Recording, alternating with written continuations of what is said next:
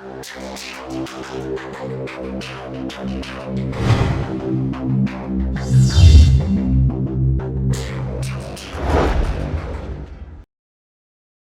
evening, students. I hope you're doing good. Welcome back to the channel. Today we're going to carry on with another lecture concerning the American literature. Last time we have spoken about the early American literature concerning the Puritan literature. We have given some concrete examples about prominent Puritan writers such as William Bradford, John Winthrop, and Anne Bradstreet. These writers have contributed to enrich this Puritan literature, of course. But that was in the colonial period. Now we move from the colonial period and we go to the revolutionary period or the revolution period. Now, this period was characterized by the tension between the colonists or the colonies in general and England. Do not forget that these colonies were still linked with England, with Britain, and there was a kind of tension between them due to some taxes, or so-called by the Americans the Intolerable Acts, and later on King George III advanced some acts which were more coercive, and they were called by the Americans the Coercive Acts. So we speak about this age is called the Age of Reason. Who says the Age of Reason? We speak about rationality or logic. The Age of Reason in America, in the colonies, was influenced by the Age of Enlightenment of Europe. So this Age of Enlightenment influenced the 13 colonies there in order to bring up some new ideas, which eventually led to what we call Thomas Paine's pamphlet, which he wrote or he published in 1775 or 1776. This pamphlet played a major role in the American Revolution because it changed almost everything in the American society or the society of the colonists. And we are going to speak about that in details, give some specific explanations in order that you would understand. And if you have any kind of question, please feel free to message me or message the Facebook page of the YouTube channel. And yeah, we shall just start. We start with a general or historical background of this pamphlet. It was written in a period full with tension between the colonies and the or Great Britain. Why? Because Great Britain was trying to impose itself, was trying to rule autocratically, but the colonists or these colonies found freedom which they did not find in Europe or in England in general. So they wanted more freedom in America or in the New World. So Britain was always trying to impose itself.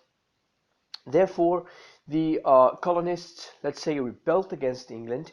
They had a motto or a slogan which says, no taxation without representation. What happened? Because there was a war between the Americans or the colonists or England, because they were still linked with England, and the French in America, of course. There was a war, and of course the British were victorious. And at that time, or still even today, in order to wage a war, you need to pay money, you need to finance the soldiers, you need to finance the weapons, food, a lot of things. So England, in order to get back the money they spent on that war, they imposed some taxes on the colonists, but these colonists were not represented in the British Parliament, although they are linked to the British government. So they were not represented, so they did not want to pay taxes. And among the taxes we have the, for example, Sugar Act or Tea Tax Act or Stamp Act or Townshend Act.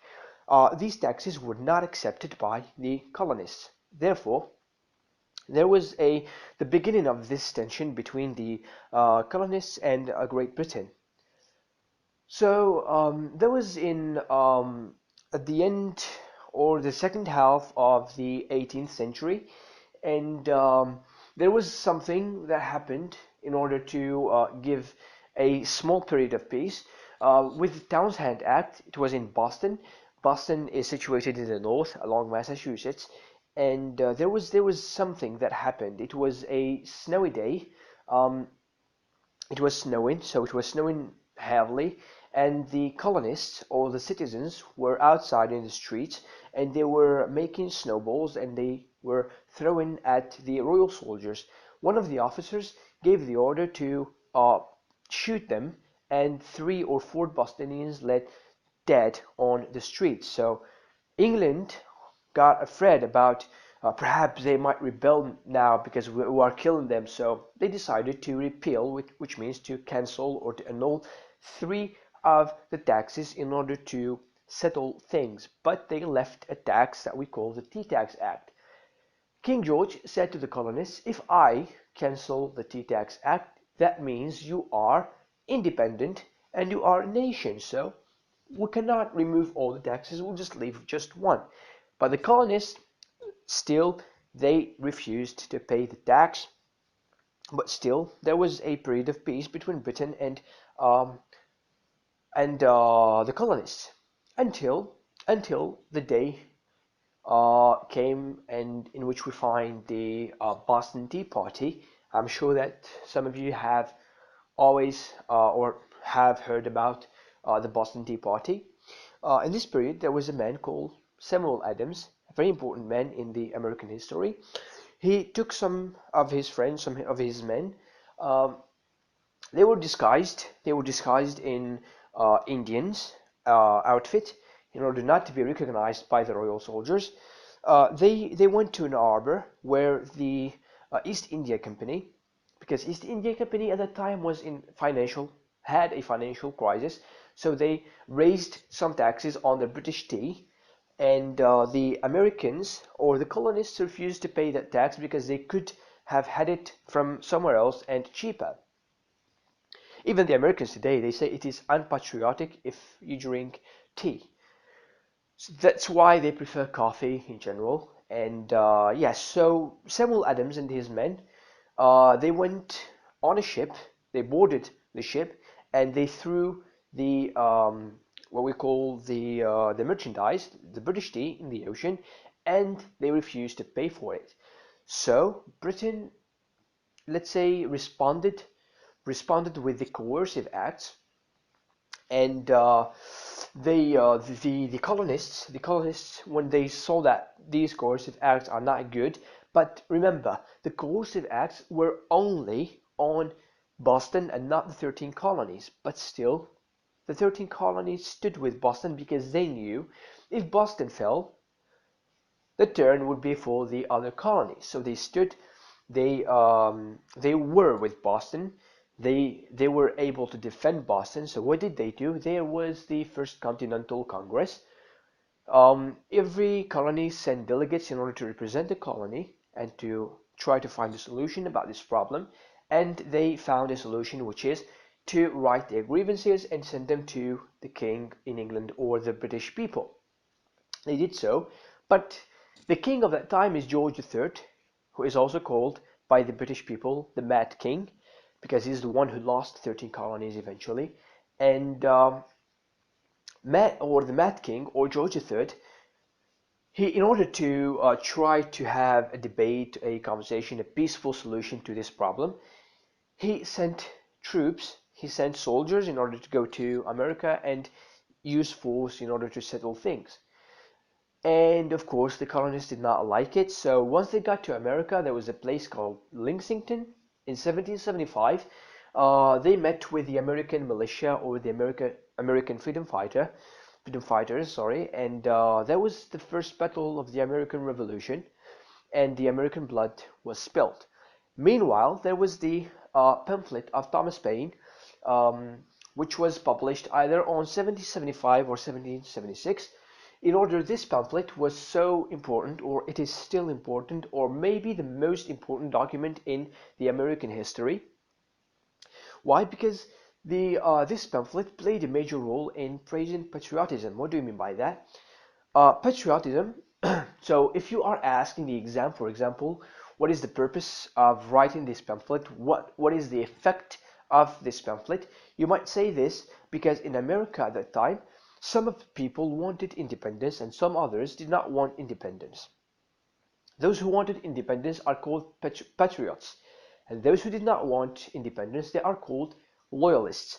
They wanted to keep the good relationship between America and England, and while others wanted to have their independence and to make their own nation. So they were divided into two parts. But after the first battle and the publishing of Thomas Paine's pamphlet, The Common Sense, it changed, it revolutionized the whole idea of independence. And of course, along with that first battle, along with the casualties of the Americans, even the loyalists became patriots. That is why we say Thomas Paine's pamphlet, Common Sense, praised. We use the word praise. So it praised patriotism in America. So in Thomas Paine's pamphlet, they used simple language, a plain style, like we say. And why they used that? Because in America at that time, not everyone was educated. Therefore, they used a simple way of writing in order to reach, right? Or we can say it was reachable by almost everyone, even the youth. And since they were not educated, they were able to read it and to be aware about the situation and to be aware about the injustice of Britain upon the colonies, along with the taxes and the coercive acts and the war that was starting in America. So with that being said, it praised patriotism. It was used in a simple language in order to reach the uneducated people. And thirdly, it's the fact that it was so important. It was sold, I think like 100,000 or 150,000 copies were sold so fast because they did not want to get caught by the British government or the British royal soldiers selling this kind of pamphlet in order to aware people or to praise patriotism. So they had to sell it so fast. And since they have done that, almost all the, or we can say all the colonists were aware about the situation in America, and they had to change things. They had to change their way of thinking. Like I said, loyalists became patriots and many other things. And since this pamphlet was influenced by the Age of Enlightenment in Europe, they started bringing reason into it. They started bringing about the importance of the individual, about fairness, about justice, about how the fact that the king or the monarchy of England is being so unfair on or upon the colonies.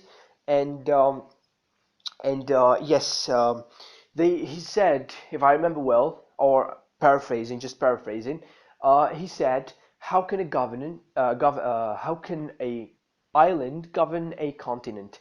Which means an island is England and America is a continent. So a small island, how can a small island govern a continent which is America? So it was not only written in a simple language, it was also a satire.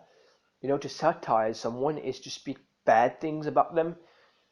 So yeah, that was he was trying to roast England in general in order to make fun of England and the king, so that people would be more interested about independence, in order to make things look easier than they are, in order to make people embrace independence and the American Revolution. So it played a major role in changing some of the important bases of the American Revolution, about the things how they used to be and how they became. So from here, we say that Thomas Paine's pamphlet is perhaps the most important document in the American history. It was sold so fast. It was written in a reachable language because of some of the uneducated people in America, and it played a major role in sparking this American Revolution. Of course, later on, it was adapted. They used the ideas, sometimes the words of the this pamphlet in order to write the Declaration of Independence. All men are born equal. Even the American Constitution was influenced by the Thomas Paine's pamphlet.